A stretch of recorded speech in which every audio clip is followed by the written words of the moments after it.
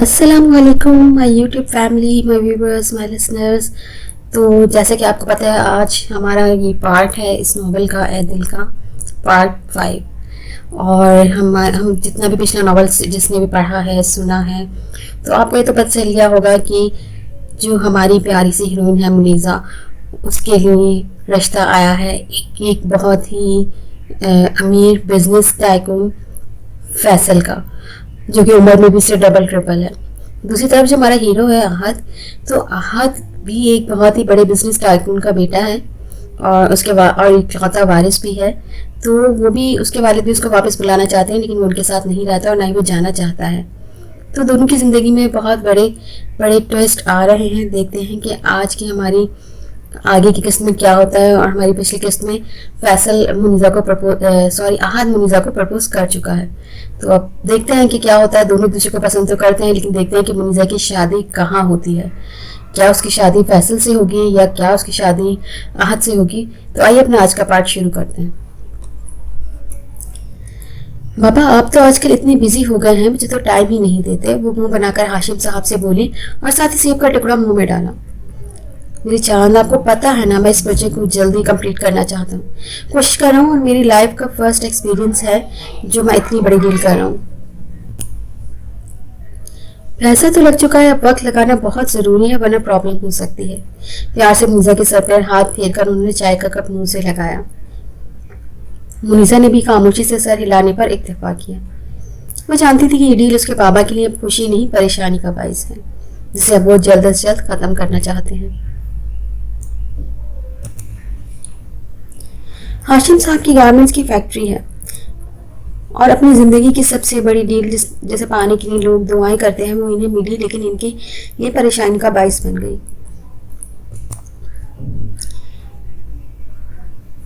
इन्हें यूं बिल्कुल ही खामोशी, जवाब में कोई रिएक्शन नहीं मिला था फैसल की तरफ से, और यही चीज़ इन्हें परेशान कर रही थी कि फैसल ने कोई रिएक्ट क्यों नहीं किया। जो भी था वो शुक्र कर रहे थे, अब बस जल्द से जल्द फारिग होना चाहते थे। वो अपने ऑफिस में बैठी मुस्तकिल अपनी 2 उंगलियों से कनपटी दबा रहा था। सुबह आने वाली कॉल से उसका मूड अपसेट हो गया था। वो अपनी सोचों में था जब उसका मोबाइल बजा। फिर अननोन नंबर देखकर उसने फ़ोन नहीं उठाया, मगर एक बार, 2 बार, जब वो तीसरी बार बजा तो उसने उठा लिया। हेलो, कौन? आपकी ज़िंदगी भूल रही हूँ मेरी जान, कैसे हैं आप? इसी लड़की की आवाज़ सुन के उसकी कनपटी दबाती उंगलियाँ रुकी। इसने सख्त नागवारी से मोबाइल स्क्रीन को देखा और वापस कान पर लगाया। ये मुनीज़ा की आवाज़ हरगिज़ नहीं थी, और ना ही मुनीज़ा ने आज तक इससे इस तरह से बात की थी। कौन है आप और ये किस तरह बात कर रही है मुझसे? इंतहाई सख्त लहजे में पूछा। हाय हाय हादी, आप अपनी जान नूर को भूल गए? और क्या मतलब, किस तरह बात कर रही हूँ? इतने प्यार से बात कर रही हूँ और एक आप हैं कितने रूड अंदाज में बात कर रहे हैं। वापस वही मीठा लहजा। कौन नूर? हाँ दुलझा, मगर अगले ही लम्हे कुछ याद आने पर खुशी से तकरीबन चीखा। सभी ये तुम हो ना? ओहो, इतनी मोहब्बत है तुम्हें मुझसे, इतनी सुरीली आवाज़ निकालने के बाद भी पहचान गए। सभी भी शौक हुआ। बकवास बंद कर, ये बता कहाँ था इतने दिनों से? इतने फ़ोन भी किए मैंने। और एक मिनट, ये तो पाकिस्तान का नंबर है। तुम पाकिस्तान में हो? हाँ, 20-25 दिन पहले ही पाकिस्तान आया हूँ। तुम्हें कॉल की थी बताने के लिए, ताकि तुम मेरी आमद पर जश्न की तैयारी करो, पर तुमने फ़ोन ही नहीं उठाया। फिर मैंने सोचा कि सरप्राइज़ दे देंगे। आहद, 20-25 दिन होगा तुम्हें यहाँ आए और तुम अब सरप्राइज दे रहे हो। जानते हो कितना परेशान था मैंने वहाँ सबको फ़ोन किया, पर तुम किसी को भी बताकर नहीं आए। आहत की आवाज़ में अपने लिए मोहब्बत और फिक्र सभी ने वाज़ेह महसूस की। इसके लिए मुस्कुराया और वो रोटी बीवी ना बन जाना, ये रोल मेरा है। और सरप्राइज़ अभी दिया कहाँ है? एक बड़ा सरप्राइज़ है तुम्हारे लिए मेरे पास। सभी की रोटी बीवी बोलने पर आहत भी मुस्कुराया। सुबह से जो सर दर्द था वो अब नहीं महसूस हो रहा था। कैसे सरप्राइज? शादी तो नहीं कर रहे सभी? हाय मेरे यार, जुग जुग जियो, वो दिन भी जल्द आएगा। पर अभी सरप्राइज कुछ और है। आहत, क्या है सभी? हाँ ऐसे नहीं, पहले मेरे पास कराची आओ, फिर मिलेंगे सरप्राइज। सभी की बात पर आहत का दिमाग घूम गया। पहले ही इतना परेशान किया था और अब और सस्पेंस और कराची आने की डिमांड। दिमाग मत खराब करो, जॉब करता हूँ मैं, तुम्हारी तरफ फारिग वक्त नहीं हूँ। शराफत से बताओ आहद, मुझे तुम्हारी ज़रूरत है, प्लीज़ कराची आ जाओ यार, सिर्फ कुछ दिन के लिए। अगर मुझे ज़रूरत ना होती तो मैं खुद आ जाता तुम्हारे पास। सभी लम्हे में संजीदा हुआ और इसको इस तरह संजीदा देखकर आहद भी परेशान हुई। सब ठीक है ना सभी? तुम मुझे परेशान लग रहे हो, कोई बात है तो बताओ मुझे। ऐसे नहीं बता सकता यार, तुम कराची आ जाओ, कल ही ऑफिस में कोई भी बहाना बना दो, लेकिन कराची आ जाओ। ओके, मैं कोशिश करता हूँ, तुम फिक्र नहीं करो। हाँ, जो पहले ही सभी के लिए परेशान था, इसकी परेशान आवाज देखकर मजीद परेशान हुआ।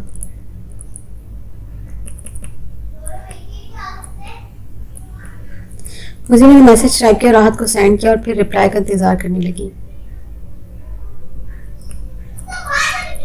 इस टाइम आधा ऑफिस से घर पहुंच चुका था। 2 मिनट बाद मैसेज ढूंढ भेजी। ये क्या है मुनीजा, तुम्हारी और मेरी कहानी। यार इसके लिए विस्की की जरूरत नहीं, मैं बेचारा मासूम पैसे भी तुमसे डरता हूँ। मुनीजा आहत। अच्छा सुनो, मैं कुछ दिनों के लिए कराची जा रहा हूँ, कुछ ज़रूरी काम है। क्या काम है? सभी पाकिस्तान आया हुआ है, वो परेशान है और मुझे बुला रहा है, और अब इसे क्या काम है ये तो वहाँ जाकर पता चलेगा। ओह अच्छा, वापस कब आओगे फिर? जल्दी आऊँगा, हो सकता है 1 हफ्ते में आ जाऊँ। कब निकलोगे? कल सुबह की फ़्लाइट है। अच्छा, और फिर बातें। वो पूरी फ्लाइट में सोता रहा था, और जब वो लैंडिंग के बाद एयरपोर्ट से बाहर निकला, वो टैक्सी देखने रूट पर आया। वहाँ पहले से ही कैब खड़ी थी। वो वहाँ यहाँ से डायरेक्ट सभी के बताए हुए घर जाने का इरादा रखता था। कल रात को इसने सभी को अपनी फ़्लाइट का बताया था, इसलिए सभी ने इसे अपनी रहाइश का बताया था। अभी वो कैब लेने ही वाला था कि पीछे किसी ने इसके कंधे पर हाथ रखा। वो पलटा और अपने सामने अपने जिगरी यार को देखकर दिल से मुस्कुराया। सभी ने इसका कंधा छोड़ा और इसे गले लगाया। आहत ने भी इसे जोर से खुद में भींच लिया। एक वही तो था जो इसका मुखलिस था, जो हर दुख दर्द में इसके साथ रहा था। वो इन दिनों वो उसकी वजह से कितना परेशान रहा था। सभी के गले लगकर आहत को दिली सुकून मिला था। वहां से गुजरते लोग इन दोनों को देखते हुए जा रहे थे, पर परवाह किसे थी। चलो पीछे हट, मैं तो मजाक कर रहा था, तो वाकई मुझे अपनी महबूबा समझ बैठा। सभी ने आहत के जोर से भींचने पर चोट की थी, पर आज आहत ने भी ढीठपन का मुजाहरा किया और वैसे ही रहा। क्या सब देख रहे हैं, तुझे तो मिल गई लड़की, पर मैं अभी भी सिंगल हूँ, और तुझे मुझसे इस तरह चिपका देखकर लोग गलत समझेंगे। आहत ने फिर भी नहीं छोड़ा। आज आहत सभी का किरदार अदा कर रहा था। छोड़ जालिम, इतनी हसीन हसीन लड़कियां जा रही हैं, छोड़, मुझे वो क्या सोच रही होंगी मेरे बारे में। एक झटके से उसने आहत को खुद से दूर किया। आहत अब भी मुस्कुराती नजरों से देख रहा था। इसका शौक अंदाज सभी को बहुत अलग लगा। वो कभी भी इतना पुरशौक नहीं रहा था। इसको इस तरह देखकर उसको बहुत खुशी हुई। वो तो सभी की इतनी मोहब्बत के बाद भी इतना मुस्कुराता था, और अब जब से आया था मुस्कुराया ही जा रहा था। तेरा दिमाग ठीक है ना ऐश? सभी की बात पर इसे मुस्कुराहट और गहरी हुई। वो सभी का इशारा किस बात पर है, इसकी मुस्कुराने पर है, वो बखूबी समझ रहा था। कहीं नूर ने अब इनकार कर दिया और तूने ये सोच लिया कि तू मेरे साथ? तौबा तौबा, नहीं यार, मैं मजाक करता था। मैं लड़कियों में ही इंटरेस्ट रखता हूँ, ऐसा सोचना भी मत। वो हाथ जोड़ता 2 कदम पीछे हुआ था कि जैसे वाकई आहत के ये इरादे हों। आपके आहत का जोर से हंसता और फिर हंसता चला गया। इनके पास से गुजरते लोग इन्हें पागल समझ रहे थे, पर वो हंसे जा रहा था। सभी इसको दुम साधे हंसता देख रहा था। वो कभी इतना दिल खोलकर खुले दिल से नहीं हंसा था। ये बातें तो सभी पहले भी करता आया था, पर ऐसा रद्द-ए-अमल सभी ने नहीं देखा था। ये यकीनन नूर का ही कमाल था, इसमें कोई शक नहीं था। वो हंस ही रहा था जब सभी ने इसे गले लगा लिया। तुम हंसते हुए बहुत अच्छे लगते हो आहत। मेरी दुआ है जिसकी वजह से तुमने हंसना सीखा है, इसके होंठ से कभी मुस्कुराहट जुदा ना हो। सभी की बातों पर आहत को हंसी को ब्रेक लगा। वो सुबह से अलग हुआ। इस बार इसने सभी की किसी बात से इनकार नहीं किया था। वो खुद भी जानता था कि ये सब मुनीजा की वजह से ही है। आमीन, ये दुआ तो मैं भी हर वक्त करता हूँ। इसकी हंसी बहुत खूबसूरत है। और एक और बात, वो मुझे कभी इनकार नहीं करेगी, क्योंकि जिस तरह मेरे दिल में वो बसती है, इस तरह इसके दिल में भी आहत हैदर शेख बसता है। वो सभी के दोनों कंधे अपने हाथों में थाम कर बहुत यकीन से बोला। इसके यकीन पर सभी मुस्कुराया और बस इतना ही बोला, इंशाअल्लाह। अब चले, यहीं खड़े रहेंगे। आहत ने इसके कंधे छोड़कर अपना बैग उठाया और सभी के हाथ पर डाल दिया। सभी ने भी इसकी बात की तायद की। इसका बैग वापस इसकी तरफ उछालकर गाड़ी की जानिब बढ़ गए। वो दोनों ही खूबसूरत घर के सामने रुके। बिलाशुबा वो घर हसीन था। ये किसका घर है? आहत बाहर खड़ा घर का जायजा ले रहा था। मेरा है। इसकी बात पर हाँ में सर हिला के आहत भी इसके साथ अंदर चला गया। घर साफ था, यकीनन सभी ने वापस आकर सफाई करवाई थी। क्या परेशानी थी सभी, बताओ? तुमसे मिलकर तो ऐसा बिल्कुल नहीं लगा कि तुम परेशान हो। आहत ने आईब्रोज झुकाकर पूछा। सबर, बता दूंगा, सांस तो लेने दो यार। सभी ने सामने लॉन की कुर्सी पर बैठ गया और इसकी तायद करते आहत भी इसके सामने वाली कुर्सी पर बैठ गया और घर का बाहर से जायजा लेने लगा। बिलाशुबा वो घर हसीन था। अभी तो आहत ने बाहर से देखा ही था, पर उसे अंदर से देखने की ख्वाहिश भी हुई। घर के बाहर खूबसूरत क्यारी में बड़े बड़े दरख्त लगे थे जो घर के बाहर की दीवारों पर पर्दों का काम कर रहे थे, और बड़ा सा डार्क ब्राउन कलर का गेट था। अंदर आते ही बड़ा सा पोर्च था, और पोर्च के चारों तरफ भी क्यारियां थी जिनमें सादे सादे पौधे थे। पोर्च के सामने ही बड़ा सा लॉन था। हरा भरा लॉन के चारों तरफ अलग अलग फूलों से भरे पौधे लगे थे। लॉन को देखकर अंदाजा होता था कि इसकी बहुत देखभाल की गई है। यकीनन जब सभी यहाँ नहीं था तब भी इन सब पर मेहनत की गई थी। पोर्च और लॉन के बिल्कुल बीच सामने एक बड़ा ग्लास स्लाइडिंग डोर था जो अंदरूनी घर में जाने का रास्ता था। लॉन की एक तरफ पोर्च था, जबकि दूसरी तरफ से एक रास्ता निकलता था जो शायद घर के पीछे निकलता था। चलो तुम्हें घर दिखाऊं, सभी आहत को कहकर उठा और आहत को अपने पीछे आने का इशारा किया। आहत भी इसकी तायद में इसके पीछे उठ गया। वो गार्डन से होते ग्लास डोर को स्लाइड करके अंदर आ गए। अंदर का घर बाहर से कहीं ज्यादा हसीन था। बड़ा सा लॉन्च की एक तरफ से ऊपर जाती सीढ़ियां थी। लॉन्च काफी बड़ा था। लॉन्च के एंट्रेंस डोर के बिल्कुल सामने एक और बिल्कुल वैसा ही ग्लास डोर था जो फिलहाल बंद था। वहां एक तरफ किचन का दरवाजा था, इसके साथ ही दरवाजे और थे। इनमें से एक ड्राइंग रूम था और दूसरा खाली था। वहां कुछ पुरानी पेंटिंग्स और इसी तरह का सामान रखा था। वो कमरा बाकी कमरों की तरह साफ नहीं था। देखकर मालूम होता था जैसे इसकी सफाई कई सालों से नहीं की गई। ये रूम इतना गंदा क्यों है? सभी आहत भी सभी के पीछे इस रूम से निकल गया। सभी तो पहले ही निकल चुका था क्योंकि इसकी सफाई नहीं हुई। अंदाज संजीदा था पर जवाब बिल्कुल भी संजीदा नहीं था। आहत ने इसे दोनों भवें उचकाकर देखा। वाह, क्या जवाब था! आहत को तो मालूम ही नहीं था। आहत ने नफी में सर हिला के मजीद कोई सवाल नहीं किया। हाँ, मैं तुम्हें इस घर का सबसे खूबसूरत पार्ट दिखाता हूँ, सभी ने बोलते हुए एंट्रेंस के सामने वाला ग्लास डोर स्लाइड किया। आहत ने जो बात पर गौर किया वो ये थी कि इस घर का तमाम फर्नीचर बहुत हसीन था, पर काफी पुराने डिजाइन का था। देखने वाले की आंखों को भाता था, पर मालूम यही होता था जैसे सालों पुराना डिजाइन हो, क्योंकि अब तो ऐसे डिजाइन भी देखने में नहीं मिलते थे। वो ग्लास डोर से बाहर निकले तो वो जगह वाकई पूरे घर का सबसे खूबसूरत हिस्सा थी। वो एक बहुत बड़ा गार्डन था। वहां के पौधों पर लाइटें लगी थी जो अभी दिन होने की वजह से बंद थी। एक तरफ गार्डन में ही खूबसूरत झूला लगा था जो फूलों से सजा हुआ था। वो देखने वाले को ताजे और असल मालूम होते थे, पर हाथ लगाने पर मालूम होता कि वो मसनूई है। गार्डन के चारों तरफ वॉकिंग ट्रैक था और गार्डन के सामने स्विमिंग पूल था। घर बिलाशुबा घर नहीं, कोई ड्रीम हाउस हो सकता था, पर आहत का ध्यान घर की तरफ नहीं सभी की तरफ था। घर दिखाते वक्त सभी के चेहरे पर मुस्कुराहट नहीं संजीदगी थी। और दूसरी बात जो उसने महसूस की थी वो ये कि इतने बड़े घर में सभी के सिवा कोई नहीं था, और सभी ने आज तक से अपने घर वालों के बारे में कुछ बताया भी तो नहीं था, और ना ही उसने कभी कुछ जानने में दिलचस्पी ली थी, मगर अब वो इससे पूछने का इरादा रखता था। वो दोनों इस झूले पर बैठ गए। आहत गौर से सभी का चेहरा देख रहा था। जब सभी को अपने चेहरे पर नजरों की तपिश महसूस की तो उसने आहत को देखा। वो अभी भी वैसे ही देख रहा था। इसके इस तरह देखने पर सभी मुस्कुराया। ऐसे क्या देख रहे हो यार, नजर लगाने का इरादा है? सभी झूले से पुष्ट टिकाए हल्का सा रुख आहत की जानिब मुड़े बैठ गया। झूठ क्यों बोला मुझसे? आहत ने इसकी तीखी नजरों से देखा। कौन सा झूठ? मुकाबिल भी बेनियाज बना। यही कि तुम परेशान हो। तुम्हारे चेहरे से मालूम होता है कि तुम परेशान नहीं हो। आहत ने इसी अंदाज में बात की। हाँ, नहीं हूँ, क्योंकि होना चाहिए क्या? वाह रे वाह, क्या कहना! आहत का मुंह खुल गया। मुंह बंद करो, बदबू आ रही है। सभी की बात पर उसने मुंह बंद करके गुस्से से सभी को देखा। ऐसे क्या देख रहे हो? झूठ नहीं बोलता तो आते तुम। सभी की बात पर आहत ने नजरों का जाविया बदला। सरप्राइज वाली बात भी झूठ थी। अब आहत भी सभी की तरह बैठा था। नहीं, वो बिल्कुल सच है। सभी ने खुशी से आहत के कंधे पर हाथ मारा। चल पहले कुछ खा ले, फिर बताता हूँ। तुम तो कुछ महीने पहले ही पाकिस्तान आने वाले थे, तो देर से क्यों आए? और वापसी कब है तुम्हारी? चाय का कप हाथ में पकड़े हुए दोनों वापस इसी झूले पर बैठे थे। आया था पहले भी और अब वापस नहीं जाऊंगा। सभी ने जितने आराम से बात कही थी आहत ने इतनी हैरानी से सुनी थी कि क्या मतलब? तुम पहले भी आए थे? तुमने मुझे बताया क्यों नहीं? खैर सच बताओ, तुम हमेशा के लिए यहाँ गए हो? आहत ने खुशी से पूछा। खुशी इसके चेहरे पर वाज़ेह थी। सभी ने मुस्कुराती नजरों के साथ इस बात में सर हिलाया। और बताया इसलिए नहीं, मैंने सोचा एक साथ ही सरप्राइज दूंगा। ये तो बेहतरीन हो गया। ये बताओ क्या सोचा है? पाकिस्तान में रहकर क्या करोगे? और सरप्राइज वाकई ही कमाल का है। आहत ने चाय का कप होठों से लगाया। सरप्राइज ये नहीं है। सरप्राइज ये है कि मैंने CSS का पेपर दिया था और मैं क्लियर भी हो गया हूँ और मुझे जॉब भी मिल गई है। आहत जो चाय का कप होठों से लगाए बैठा था, चाय की कुल्ली की सूरत में मुंह से बाहर निकली। इसको देखकर सभी की हंसी निकल गई। ये कब हुआ? मेरा मतलब है तूने पेपर कैसे क्लियर कर लिया? और ये सब कब किया? और तुम पुलिस जैसी फील्ड, ये अचानक क्यों? आहत को सभी की बातें हैरान कर गई थी। अचानक कुछ भी नहीं हुआ, मैं इस फील्ड में आ चुका हूँ और अचानक नहीं, मेरा बहुत पहले से इरादा था। और इस वक्त तुम एक एसपी के सामने बैठे हो। एसपी? आहत ने गोया इसका मजाक उड़ाया।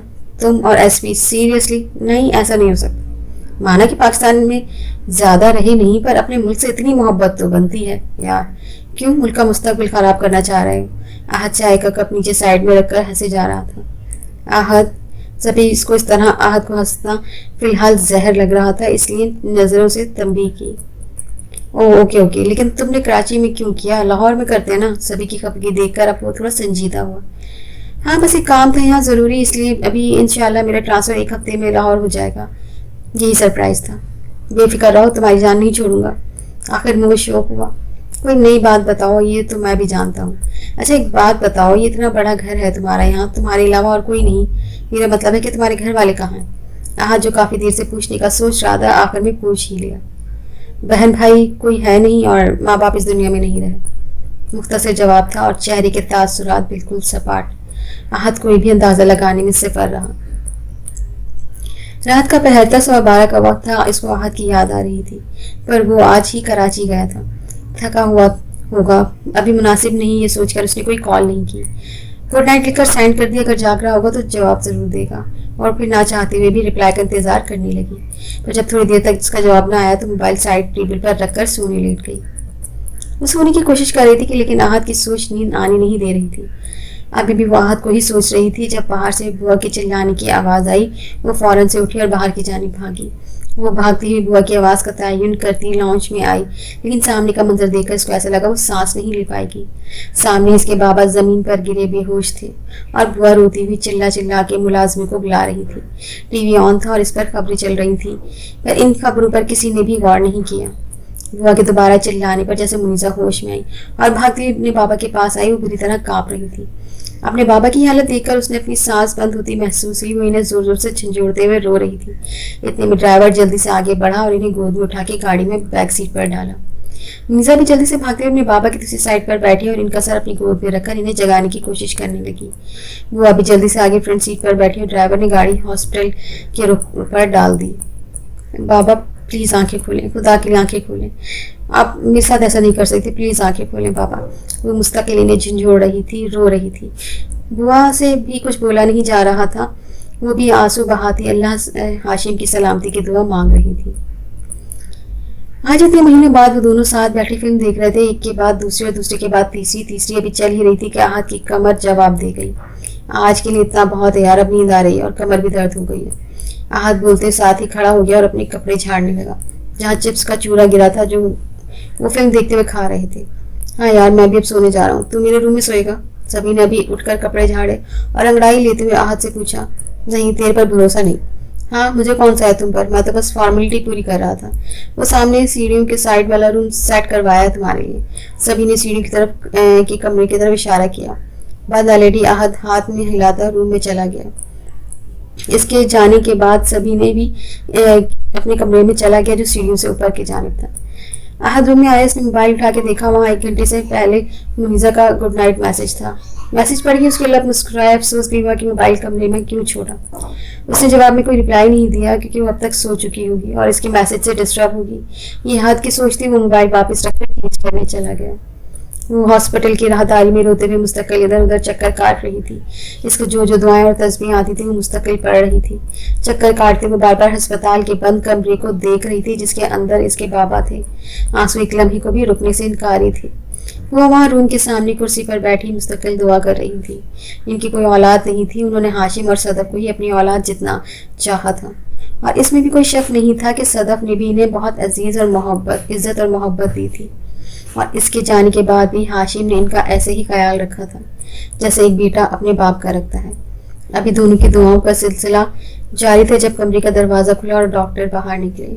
मुझे फौरन डॉक्टर के पास पहुंची और इसी के पीछे बुआ भी। पेशेंट के साथ जो भी है वो मेरे ऑफिस में आए। इनके इस तरह कहने पर मिर्जा को अपनी सांस रुकती हुई महसूस हुई।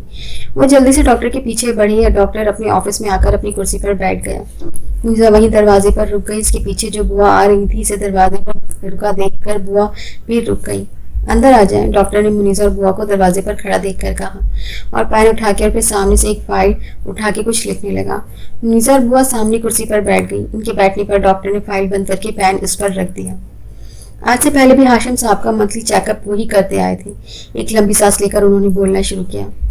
हाशिम साहब को हार्ट अटैक हुआ है, वो बोल के रुके। मुनीसा ने अपने दोनों हाथ मुंह पर रख लिए। आंसुओं का रेला इसका चेहरा भिगा गया। कुछ ऐसी हालत बुआ की भी थी और बीपी छूट जाने की वजह से इनकी जान भी जा सकती थी। यह अटैक माइनर नहीं था। क्या कोई ऐसी बात हुई जिसकी उन्होंने शदीद टेंशन या सदमा लिया हो? वो बोल के रुके और सवाली नजरों से मुनीसा और बुआ को देखने लगे। नहीं, वो बिल्कुल ठीक थे। हमने साथ डिनर किया था, वो ठीक थे। मुनीसा रोते हुए मुश्किल से बोली, जैसे आंसू अपनी हलक में फंसते हुए महसूस हो रहे थे। सर भी अब दुखने लगा था, पर उससे फिक्र नहीं थी। फिक्र तो इसे इस वक्त सिर्फ अपने बाप की थी। हाँ, वो न्यूज़ देख रहे थे। बुआ के बोलने पर मुनीसा और डॉक्टर दोनों बुआ की तरफ मुतवज्जो हुए। देखिए, जो भी टेंशन है आप इन्हें मिस्टर हाशिम से दूर रखें। आज तो अल्लाह ने इन्हें बचा लिया, लेकिन अगली बार अगर ऐसा कुछ हुआ तो नहीं बचना बहुत मुश्किल हो जाएगा। कोई भी टेंशन इनकी जान ले सकती है। अभी वो कैसे हैं? ठीक तो है ना? इनको कुछ हुआ तो नहीं ना? वो ठीक है ना? मुनीसा जल्दी से अपने आंसू साफ करते हुए पूछने लगी। जी, फिलहाल वो खतरे से बाहर हैं, लेकिन मैं भी इन्हें डिस्चार्ज नहीं कर सकता। कल तक इन्हें होश आ जाएगा, आप मिल सकते हैं, लेकिन ध्यान रहे ऐसी कोई बात ना हो जिससे इन्हें टेंशन हो। डॉक्टर इरशाद अपनी बात मुकम्मल करके वापस फाइल खोल चुके थे। मुनीसा ने अपने आंसू साफ किए और थैंक यू बोलकर वहां से फौरन उठ के बाहर निकल गई।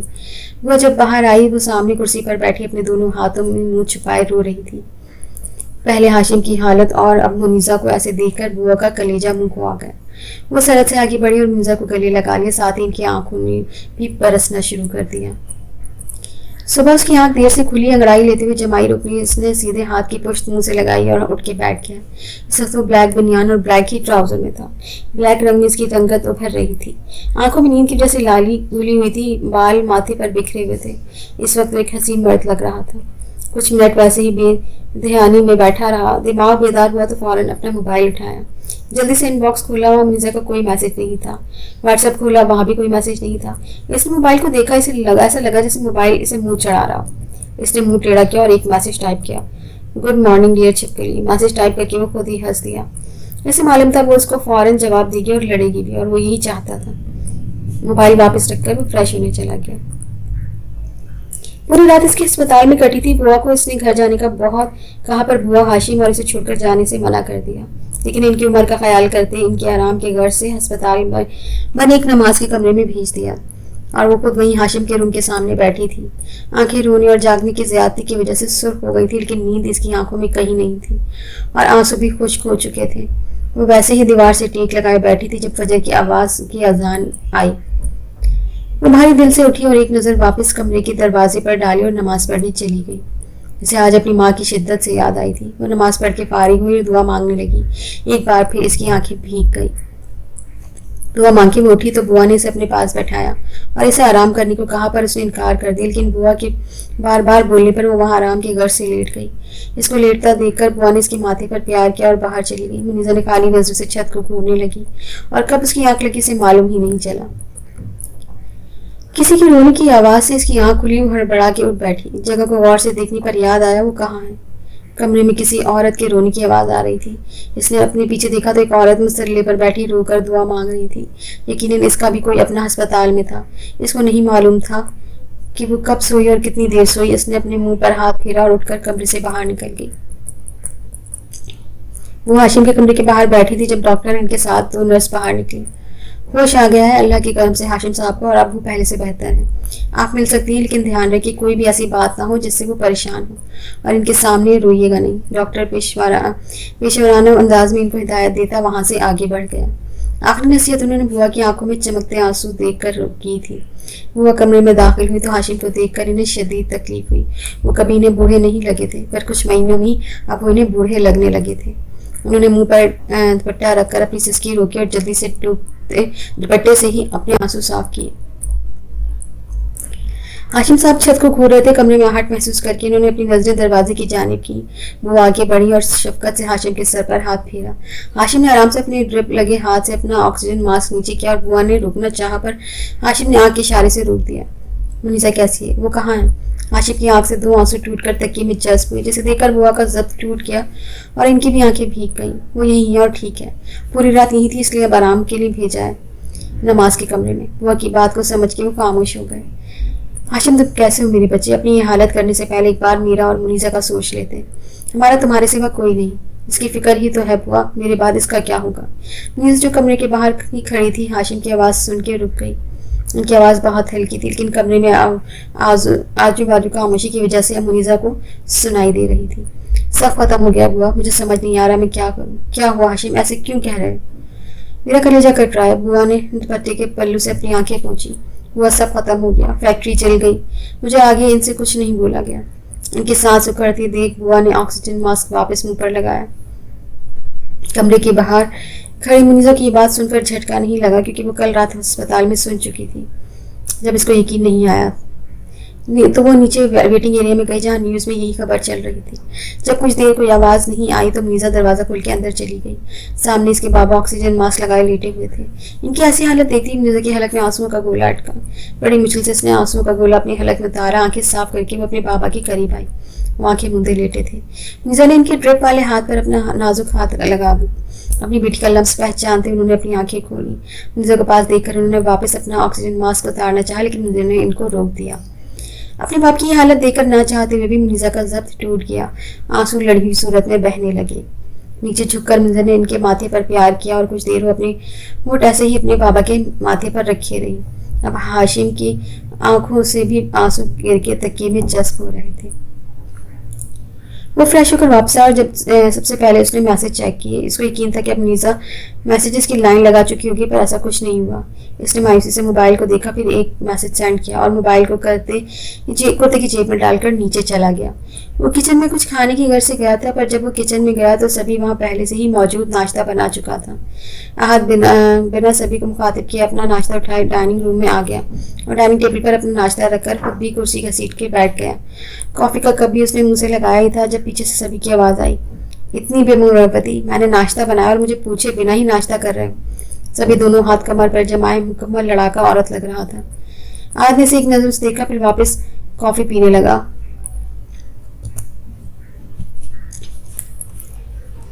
खैरियत है? ये सुबह ही सुबह सड़ा हुआ नारियल क्यों बन गए? सभी को इसको देखकर अंदाजा हो गया था कि इसका मूड कुछ ठीक नहीं है। कुछ नहीं, वही अंदाज। तो फिर ऐसे बेवा औरतों का रोल क्यों कर रहे हो यार? बोलते हुए सभी ने इसकी प्लेट से एक टोस्ट उठाया और इस पर मक्खन लगाने लगा। कल रात को उसका लास्ट मैसेज आया था, दोबारा कोई मैसेज नहीं आया ना? उसने जवाब दिया। सभी उसको देख रहा था। अब वो कॉफी का मग नीचे रखा, इसके किनारियों पर गोल गोल उंगलियां घुमा रहा था। ओफो यार, इसमें इतना परेशान होने वाली कौन सी बात है? मसरूफ होगी, या ये भी हो सकता है नाराज हूँ। आखिरी बात सभी ने दोनों आईब्रोज उठाकर की, जैसे कोई पते की बात बताई हो। नहीं, वो इतनी सी बातों पर नाराज नहीं होती, हो सकता है कि वो मसरूफ हो। तो बस मुंह ठीक करो और तैयार हो, फौरन से कराची घूमते हैं, कहते साथ ही सभी तैयार होने के घर से चला गया। आहत ने एक बार फिर मोबाइल देखा, पर वहाँ कोई मैसेज नहीं था। वो भी मुझे दिल से बर्तन और नाश्ता ऐसे ही छोड़ के आगे उठ गया। काफ़ी लंबी ड्राइविंग के बाद वो लोग कराची के एक हसीन बीच पर पहुंचे थे, मुबारक विलेज। सभी ने हाथ से मोबाइल लेकर अपने पास रख लिया। इसका बार बार मोबाइल चेक करना सभी को चिढ़ा रहा था। वो लोग गाड़ी लॉक करके बाहर निकले तो वक्का के बरअक्स वहाँ बहुत लोग थे। रश को देखकर एक तीखी नजर आहत ने सभी पर डाली, क्योंकि वो यही बोल के इसे इतनी दूर लाया था कि बहुत पुरसुकून और खूबसूरत जगह है। आहत के इस तरह देखने पर सभी बेशर्मी से हंस दिया और उसके आगे आने का इशारा करके खुद आगे निकल गया। नाचार उसको भी सभी के पीछे जाना पड़ा। सभी के पीछे चलते चलते वो रश से दूर पुरसुकून जगह आ गए और सामने का मंजर देखकर आहत के कदम वहीं थम गए। आसमानी रंग का ही समंदर आसमान की ही तरह फैला बेइंतहा हसीन था। मोटी बरबरी रेत पानी की लहरों के साथ आगे आती और वापस चली जाती। आहत मबहूस सा आगे बढ़ गया। ये नहीं था कि उसने कभी बीच नहीं देखे थे। वो बाहर भी कई ऐसी जगहों पर गया था, पर उसने कभी इतना हसीन मंजर नहीं देखा था। सभी उसको मुस्कुराती नजरों से देखते इसकी तरफ आ गया। आहत ने झुककर पानी में हाथ डाला और इसके पांव अब टखने तक पानी में जा रहे थे। सामने सूरज की रोशनी से साफ पानी कांच के टुकड़ों की तरह चमक रहा था और बीच पर मौजूद बड़े बड़े पत्थर मंजर को और हसीन बना रहे थे। हसीन है ना? सभी ने भी सामने नजर जमाए पूछा। बहुत। सभी ने सिर्फ इतना ही जवाब दिया। इसे इस वक्त सिर्फ ये लहरों की आवाज़ सुननी थी जो माहौल को मज़ीद दिलकश बना रही थी। मैं कुछ दिन पहले भी यहाँ आया था, मुझे अंदाज़ा था तुम्हें पसंद आएगा। जब भी जानता था हाथ को बीच और लहरों की आवाज़ें पसंद है। आज कुछ बोलता इससे पहले एक तेज लहर इनके पाँव से टकराई और एक लम्हे को वो दोनों लड़खड़ा गए। फिर खुद ही अपने ऊपर हंसते हुए एक बड़े पत्थर पर बैठ गए, क्योंकि वहाँ छोटे छोटे खाल से चिपकने वाले समंदरी कीड़े भी थे। हाशिम साहब दवाइयों के जेर सर सो रहे थे। मुनीसा इनके सामने नहीं इन्हें टिकटिकी बांधे देख रही थी। आंखें अब खुश थी पर चेहरे पर आंसू के निशान वाज़ेह थे। जब मुनीसा हाशिम साहब को सूप पिला रही थी, जब चांद की बुआ ने इसे हाशिम के सामने ही खाना खाने पर जोर डाला। वो सुबह से ही भूखी थी और अब शाम के साय पर फैला रहे थे और इसने घर जाने से भी साफ इनकार कर दिया था। वो जानती थी कि इसके बाबा इसके खाना ना खाने पर भी परेशान होंगे, इसलिए खामोशी से खाना खा लिया। वो हाशिम साहब को देखते हुए आगे के बारे में सोच रही थी। वो जानती थी कि ये जो सब कुछ हुआ ये मसला छोटा नहीं था। इसके बाबा का माल और बहुत वक्त लगा था इस पर उसे समझ नहीं आ रहा था कि आगे क्या होगा। समुद्र के किनारे इसका दिन बहुत अच्छा गुजरा था। आज पूरा दिन मुनीसा की याद आई थी। इसे शिद्दत से ख्वाहिश हुई थी कि मुनीसा भी इसके साथ होती। जगह और माहौल पसंद का हो तो पसंदीदा शख्स के साथ होने से वक्त और हसीन हो जाता है। वापसी के लिए वो लोग गाड़ी में बैठे थे और सबसे पहले हाथ ने सभी से मोबाइल लिया। मोबाइल लेती ही इसकी आंखों में अलग ही चमक थी। इसको ख्याल था कि अब तक मुनीसा इसे कई कॉल और मैसेजेस कर चुकी होगी, पर मोबाइल देखकर इसे बहुत मायूसी हुई। सारे दिन की जो खुशी थी वो पल में हवा। उसने अगले ही लम्हे मुनीसा को कॉल मिलाई और एक के बाद कई कॉल बैल जाने के बाद भी कोई कॉल रिसीव नहीं हुई। अब आहत वाकई परेशान हुआ था। इसने मुनीसा को मैसेज भी किए पर वो भी सीन नहीं हुए। इसने मुनीसा का व्हाट्सएप पर लास्ट सीन देखा तो कल रात का था।